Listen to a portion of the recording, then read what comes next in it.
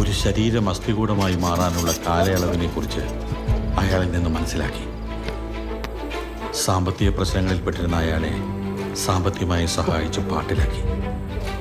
അങ്ങനെ ആ ചെറുപ്പക്കാരൻ്റെ ശരീരം അസ്ഥികൂടമായി മാറിക്കഴിഞ്ഞപ്പോൾ അയാൾ തൻ്റെ ആവശ്യം അറിയിച്ചു. തൻ്റെ അന്നദാതാവിന് അയാൾ ആ ചെറുപ്പക്കാരൻ്റെ അസ്ഥികൂടം എടുത്തു കൊടുത്തു.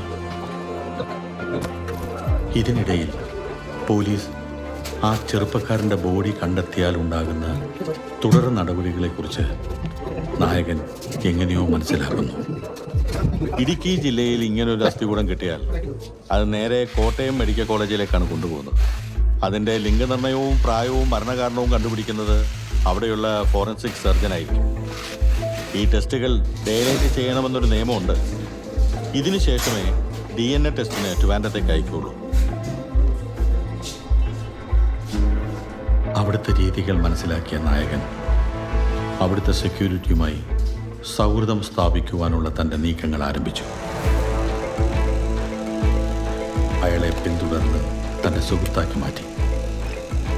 ആ സൗഹൃദം വളർത്തിയെടുക്കുന്നതിനിടയിൽ അയാളുടെ ബലഹീനതകൾ നായകൻ മനസ്സിലാക്കി. സിനിമയായിരുന്നു എൻ്റെ സ്വപ്നം.